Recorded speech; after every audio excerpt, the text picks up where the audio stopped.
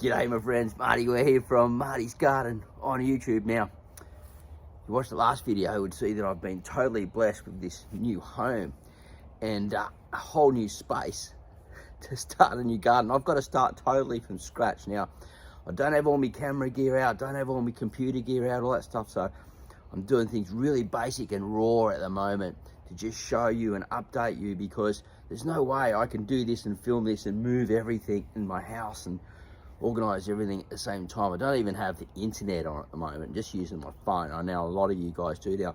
I've even got my beanie inside out and my jumper inside out because I was in this mad rush this morning. But what we've got today is everything. I'm starting to get set up, right? Like day one, I've gone, Marty, you've got to have food, right? So what have I done? Well, I follow my principle, the ABC, I call it the alphabet principle or something along those lines. And so my A are my microgreens, my B are my like tomatoes, things like that. And so A and B sort of cross over between baby leaf, which you can see here, some lettuce and some herbs fall into the B. So A means you get food like within a week to 2 weeks. And so these at the back here, I've got some sorrel, red cabbage, I've got some rocket, and I've got some Sango radish in 3 trays there. Now I've got my favorite parsley over here, which is my curly leaf parsley, the Italian parsley, and also some more rocket pots at the back. Now they will grow bigger leaf rocket, baby leaf rocket, and the back will be microgreens rocket, so I can have food. There's a microgreens rocket and the radish, 7 to 10 days I'm harvesting.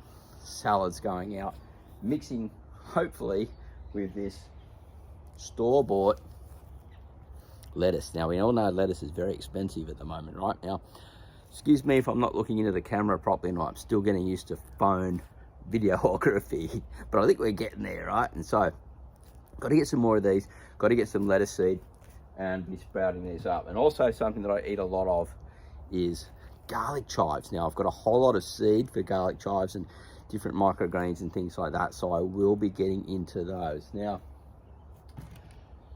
I've also got fruit trees. Now, fruit trees are very important when you're first setting up to get them in, but you've got to get your ground right? So what I've done, I'll show you one of these fruit trees. So this is my mandarin murcot, right? Now, this will be going into a grow bag. And the reason is it's winter here in Australia, and I'll put it into the grow bag. It'll go really well, produce a really big root system in the grow bag because the roots are aerated and they don't spin around the pot and get pot bound. They split open when they hit the air and they just make a really vigorous root system. So I'm going to build in a grow bag, plant this out in the grow bag and build a big root system for when it gets planted. The ground's still a bit cold here where I am. So I'm in the subtropics. I'm in the subtropics in the Byron Shire and right on the Queensland Gold Coast. I'm just about half an hour drive from there. And we've also got a cold climate tomato here. Bring this over. This is like a type of cherry tomato. It gets about 5 centimeters high. It's a winter style cool one that comes out of the UK. It's got some flowers on it in a grow bag also. And at the back here, I've got some organic sea salt fertilizer. I'm going to spread that around the bottom of my fruit trees, mix that into the bottom of my plants. I've got some other organic fertilizers that I'm going to mix into these pots and things like that. Now I'm doing this all in one take, so bear with me guys. No cutting, no editing. This is raw. Over here, the worm farm. Yep, the Taj Mahal. Man, I'm telling you what, that was hard to get in the truck in the old trusty ute. The silver fox had to break it all up into pieces. There would be a few thousand worms in there.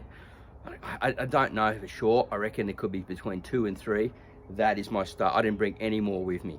That is it. That's what I'm going to be starting with to produce all my new fertilizers and things going into the future. But first, I've got to purchase some organic stuff and things like that to get going, because you really need a good starter to get things. Now I've got clay soil here, so the avocado won't be going in for a while until I build up a good raised bed for it and start sort of understanding the system. And I'll put the grow bags around, I'll move them around the yard watch where the sun goes and go, oh, I don't think I'll have it there, I'll move it there, and I'll get a bit of an idea of where we're going to build things, and I will keep you updated on that. So that's how I'm getting started.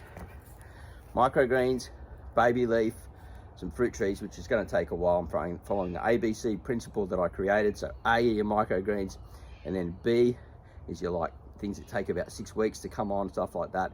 So they're your cherry tomatoes and things, and your A and B crossover sort of between with your baby leaf, and your herbs sort of fall into your B, C. So we'll talk about more of that later on in the future as we're planning out and growing this amazing space that I have here.